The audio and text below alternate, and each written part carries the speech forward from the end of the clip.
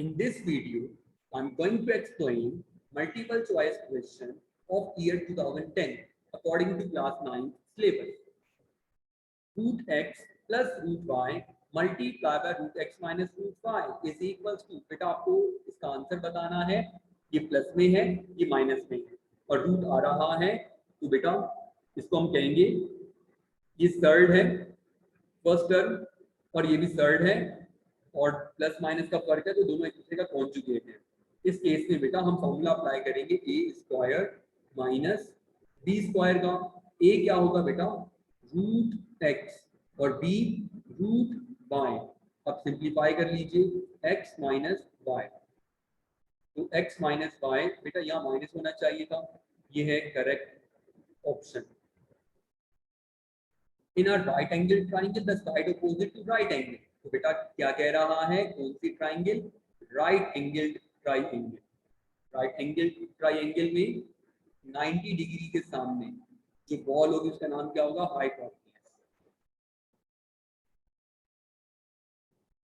The ordered pair 0,2 lies in slash home, तो अगर एक वैल्यू 0 हो तो क्या होगा, लाइज ओन होगा।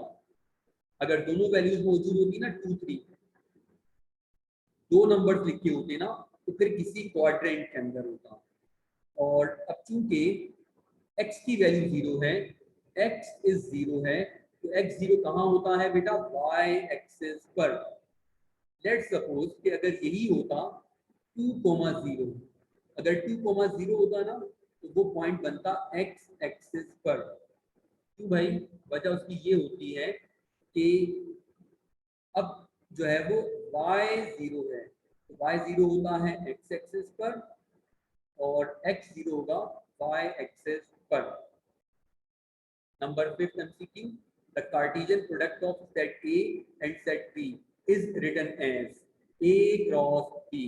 अगर यहाँ लिखा होता ना the Cartesian product of set B and A, set B and A, तो फिर बेटा आप कहते B cross A। One and only one plane passes through dash known collinear points।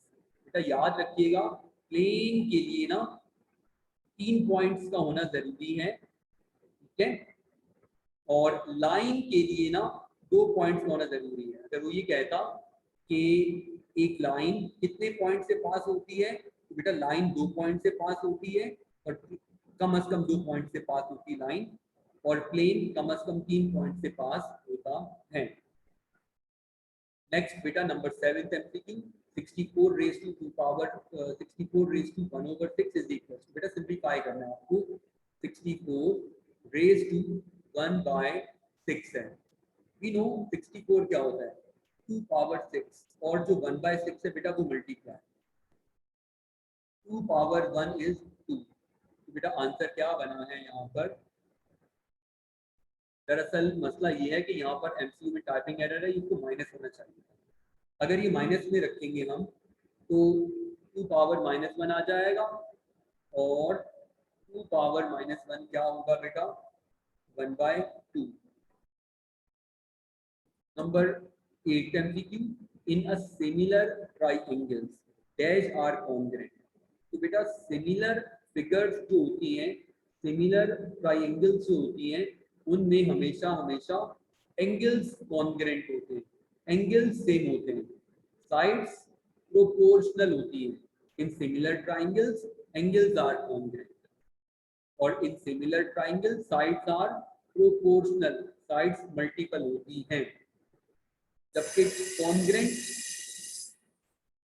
Congruent triangles में एंगल्स और साइड्स दोनों ही सेम होते हैं।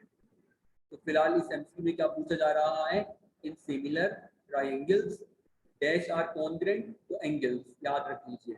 और अगर कॉन्ग्रुएंट ट्राइंगल्स के बारे में पूछेगा तो उसमें एंगल्स और साइड्स दोनों ही प्रोपोर्शनल होते हैं।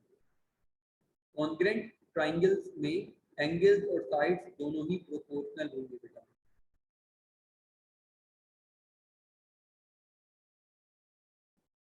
Next number 9 MCQ, if log to the base a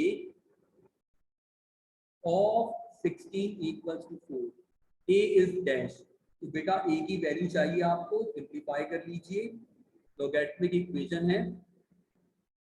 क्या करेंगे आप, 4 को यहाँ और 16 को वहाँ लिखिए, क्रॉस कर दिया आपने, a पावर 4 है, 2 पावर 4 बनेगा, if powers are equal then basis should be equal. बेटा a की वैल्यू क्या बनी मेरे पास, 2।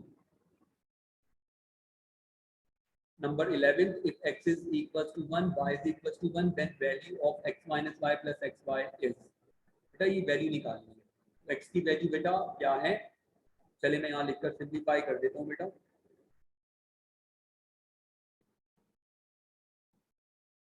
x minus y plus x y, बेटा x की वैल्यू है 1, y की वैल्यू है 1, तो 1 माइनस 1 0, 1 1 का 1, तो बेटा आंसर क्या आ रहा है यहाँ पर 1।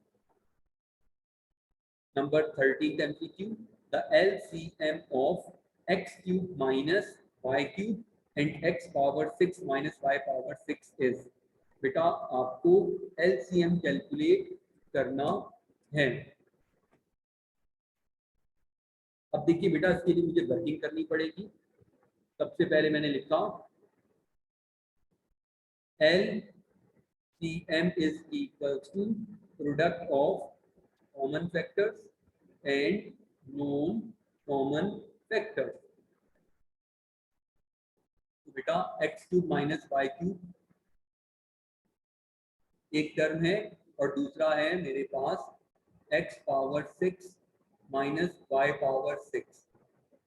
तो देखिए अगर मैं इसको फैक्टराइज करता हूँ तो मैं कैसे करूँगा, x cube minus Y cube और ऊपर आ गया ना square, A square minus B square से फैक्टराइज कर लीजिए, X cube minus Y cube और X cube plus Y cube.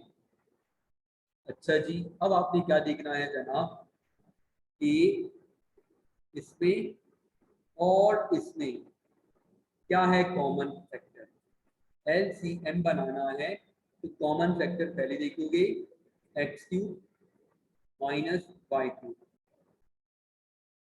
फिर X cube plus Y cube. अब यहाँ पर X cube minus Y cube है, यहाँ पे X cube minus Y cube है, आपने एक दफा कॉमन फैक्टर लिख लिया। अब आप क्या देखोगे, नॉन कॉमन फैक्टर, और वो क्या है, x cube plus Y cube. अब जब आप x cube minus Y cube multiply x cube plus Y cube बनाओगे, इनका प्रोडक्ट करोगे, तो वापस से क्या बन जाएगा, x power 6 minus y power 6, वही आपका आंसर होगा बेटा।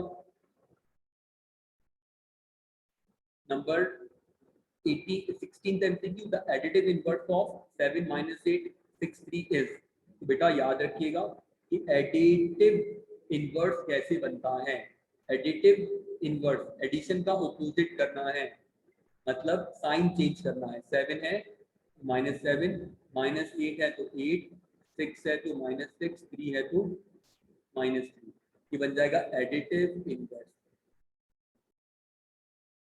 Number 20, if two angles are complementary, each of them is a or an dash angle, right, obtuse, acute, none of these। देखिए बेटा, if two angles are complementary, complementary angles होते हैं जिनका सम 90 हो, जिनको आप ऐड करें तो 90 आए। अच्छा जी, 30 प्लस 60 क्या होगा, 90, और 45 प्लस 45 क्या होगा, 90, और 10 प्लस 80 क्या होगा, 90। तो आपने एक बात नोट करनी है कि जब दो एंगल्स मिलकर 90 बना रहे हैं, तो ये जो एंगल्स हैं ये कैसे हैं, ये भी एक्यूट है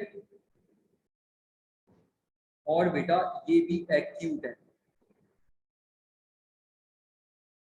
तो if two angles are complementary each of them is acute angle बेटा।